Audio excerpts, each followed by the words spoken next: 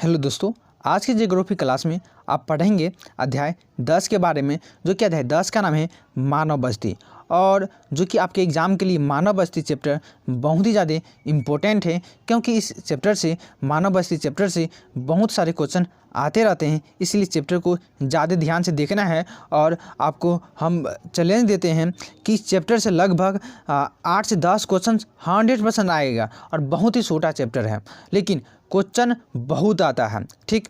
और ये objective questions with answer करने वाले थे। इसको शुरू से लेकर अंत तक जरूर देखिएगा। यदि आप पहले की जो भी पढ़ा दिए हैं ज्योग्राफी में, तो यदि आप नहीं देखे तो जाकर देख लीजिएगा। और 12th का जो कि 2020 में क्रेश कोर्स करवाए थे, वह भी वीडियो देख लीजिए। प्ले लिस्ट नीचे बना हुआ है, या प्ले लिस्ट में जाकर खोजिएगा 2020 का ज्योग्राफी क्रेश कोर्स का, ठीक ना, तो वह आपको मिल जाएगा, ठीक।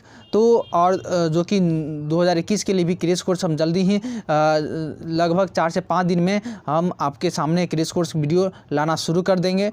तो चलिए शुरू करते हैं। तो उससे पहले आपको बता दूं, चैनल पे न्यू हैं तो चैनल को ज़रूर सब्सक्राइब कर दीजिएगा, और अभी तक सब्सक्राइब नहीं किए हैं तो जाकर ज़रूर सब्सक्राइब कर लीजिए, ठीक। और वीडियो अच्छा लगेगा तो वीडियो को लाइक कर दीजिएगा, और प्लीज़ शेयर करना नहीं भूलिएगा। शेयर सभी जगह ज़रूर कीजिए। हम आपके लिए इतना मेहनत करते हैं, तो मेरे लिए 10 सेकंड निकाल कर पहले ज़रूर शेयर कर दीजिए, तभी हम शुरू करेंगे। चलिए शेयर कर दिए।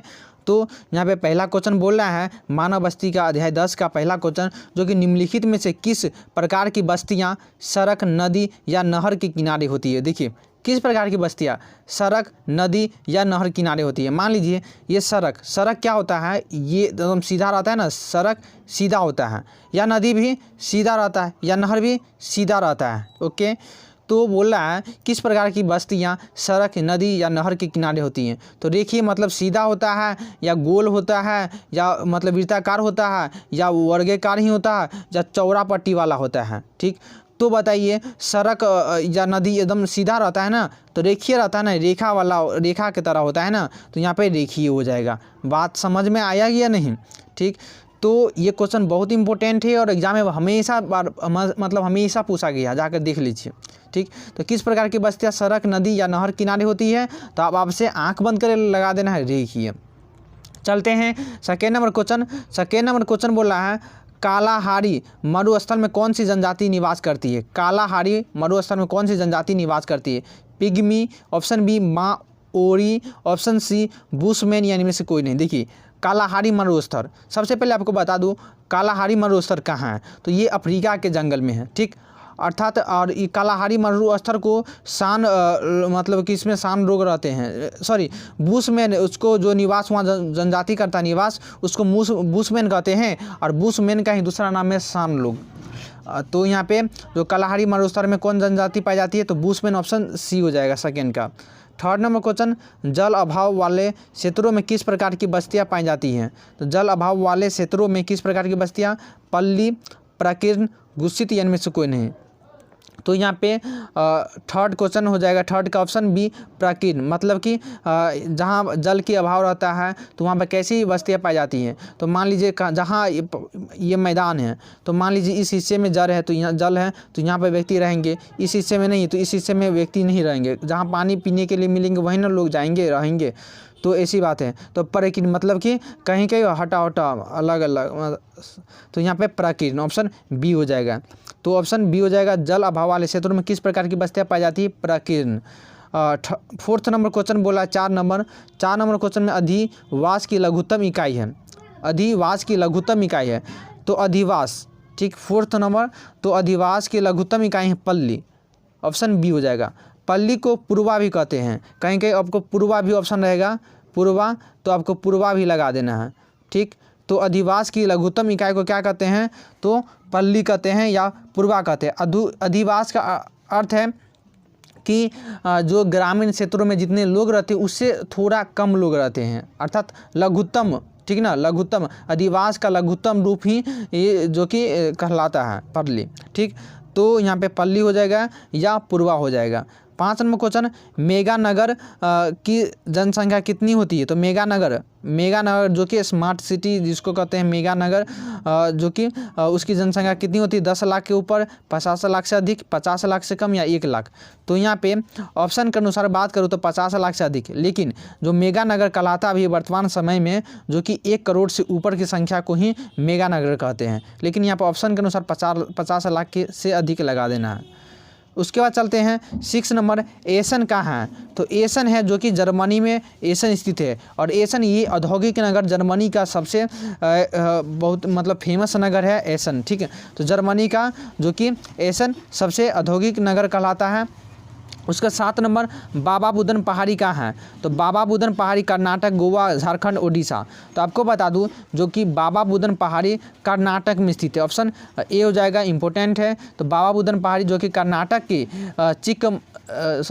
चिकमंगलूर में स्थित है। कहाँ? चिकमंगलूर में स्थित है, ठीक, जो कि समुद्र तट से 1895 मीटर ऊंचाई पर है, ठीक ना, जो समुद्र तट से 1895 मीटर ऊंचाई पर बाबा बुदन पहाड़ी है। चलते हैं 8 नंबर क्वेश्चन बोला है, पर्वतों एवं ऊंचे पठारों पर किस प्रकार की वस्ती पाई जाती है? मान लीजिए पहाड़ है ये, ठीक, तो ये पहाड़ पे या पर्वत पे किस प्रकार की बस्ती पाई जाती है? तो सीढ़ी नुमा, तो जैसे सीढ़ी की तरह होता है, तो यहाँ पे सीढ़ी नुमा हो जाएगा, ठीक। बात को समझ में आ रहा? तो पर्वत एवं ऊंचे पठारों वाले वस्तु जो किस प्रकार की बस्ती पाई जाती है पर्वत पे या पठार पे, तो वहाँ सीढ़ी नुमा बस्ती पाई जाती है। वृत्ताकार तो होगा नहीं, ये वृत्ताकार कहाँ पाई जाती है? तो झील के जो कि झील के आसपास से जो वस्तु पाई जाती है वह वृत्ताकार। मान लीजिए गोल में ये बीच में झील है, तो इसके यहाँ पर व्यक्ति निवास करेंगे, मतलब इसके किनारे किनारे लोग निवास करेंगे, तो ये वृत्ताकार हो जाएगा। रेखिक आपको बता दिए, पहाड़ जो कि नदी तालाब, रेल के किनारे, तो सड़क किनारे वहाँ बस्ती रेखीय पाई जाती है। आयताकार आपको जो कि ये आयता आपको बता दूँ, जैसे बड़ा बड़ा रोड किनारे, ये बाद में आपको पता चल जाएगा। तो ये 3 प्रकार का जो कि वृत्ताकार, सीढ़ीनुमा, रेखिक, यही तीनों में से कोई पूछ दिया जाता है। तो पर्वत एवं ऊंचे पठारों पर किस प्रकार की बस्ती पाई जाती है? तो यहाँ पे पर्वत या सीढ़ीनुमा। 9 नंबर क्वेश्चन बोल रहा है जो कि निम्नलिखित में से कौन सी एक आर्थिक क्रिया ग्रामीण वस्तुओं की मुख्य आर्थिक क्रिया है? मतलब बोल रहा है निम्नलिखित में से कौन सी एक आर्थिक क्रिया ग्रामीण वस्तुओं की मुख्य आर्थिक क्रिया है? प्राथमिक, द्वितीयक, तृतीयक या चतुर्थ? तो यहाँ पे ग्रामीण बस्तियों की बात करा, ग्रामीण, तो ग्रामीण प्राथमिक क्रिया आ जाता है जो कि प्रकृति से रिलेटेड होता है, जैसे मछली पकड़ना, तो खेती करना, या यहाँ पे खेती करना, या कुछ भी बुनाई करना, ठीक ना। तो यहाँ पे जो कि ग्रामीण प्रकृति से, जो भी प्रकृति से रिलेटेड काम होते हैं, तो वह सब प्राथमिक मतलब प्राथमिक अंतःक्रिया के अंतर्गत आ जाता है। तो 9 का ऑप्शन ए हो जाएगा। 10 नंबर क्वेश्चन बोला, किस झील के चारों ओर बसा गाँव प्रतिरूप होता है? देखिए झील के किनारे बोल रहा है, तो झील है तो कैसा होता है? वृत्ताकार, ठीक ना। तो अरीय, निहारिकाय, नाभिकीय, तारा, तो इसमें वृत्ताकार तो दिया नहीं, तो क्या लगाना? निहारिकीय दिया है, लेकिन निहारिकीय ऑप्शन नहीं रहता है, वृत्ताकार ऑप्शन रहेगा। तो आपको आंख बंद करके वृत्ताकार लगा देना, या निहारिकीय, ऑप्शन बी हो जाएगा। चलते हैं जो कि 11 नंबर क्वेश्चन, पर्वतीय भागों में किस प्रकार की बस्तियाँ पाई जाती हैं?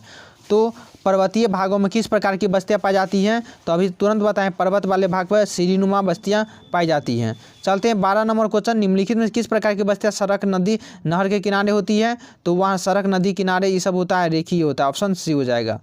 कौन भारत का सबसे बड़ा पतन है?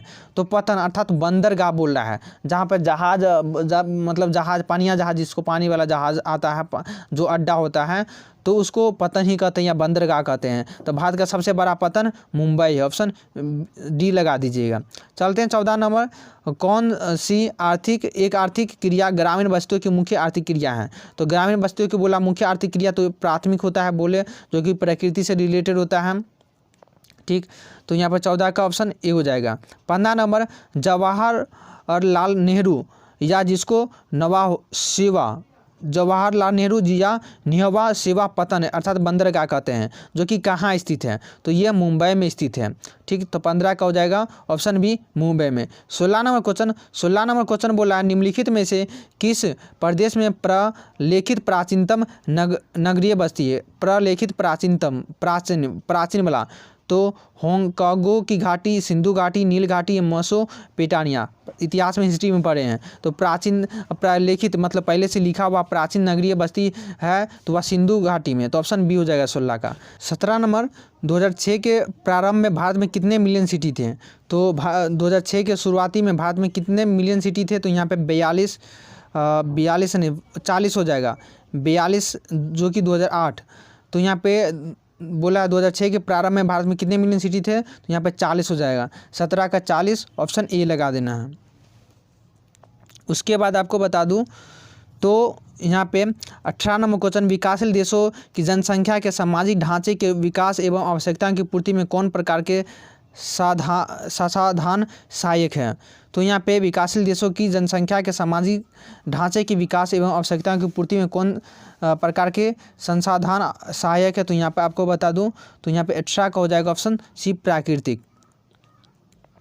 ऑप्शन प्राकृतिक हो जाएगा। 19 नंबर, भारतीय रेल प्रणाली के कितने प्रमंडलों में विभाजित किया? तो भारतीय रेल प्रणाली को 17 प्रमंडलों में, मंडलों में, यहाँ पर मंडल बोला, कितने मंडलों में विभाजित किया है? तो 17 में, ऑप्शन बी हो जाएगा, बहुत इंपॉर्टेंट है। भारत की कितनी जनसंख्या वाली बस्ती को ग्रामीण बस्ती कहते हैं? तो 5000 से कम की जनसंख्या को ग्रामीण बस्ती कहते हैं। उसके बाद 21 नंबर, बस्तियों को कितने प्रकार में बांटा है? तो 2 प्रकार में, एक ग्रामीण बस्ती और दूसरी शहरी बस्ती। तो 21 का ऑप्शन ए हो जाएगा। 22 नंबर, रूस के टुंड्रा भाग में रहने वाली आदिम जाति को क्या कहते हैं? तो 22 का हो जाएगा ऑप्शन सी, याकूत हो जाएगा। तो 22 का ऑप्शन सी। 23 नंबर, निम्नलिखित में से महत्वपूर्ण नगरों में से कौन सा पूर्णतः पर्वतीय घाटी स्थलाकृति पर स्थित है? तो यहाँ पे जो कि 23 का हो जाएगा option B, Addis Ababa, important है, एग्जाम में आया हुआ है। निम्नलिखित में से महत्वपूर्ण नगरों में से कौन सा पूर्णतः पर्वतीय घाटी स्थलाकृति पर स्थित है? तो अदिस अबाबा। तो यह वीडियो आपको कैसा लगा जरूर हमें कमेंट बॉक्स के माध्यम से बता दीजिए।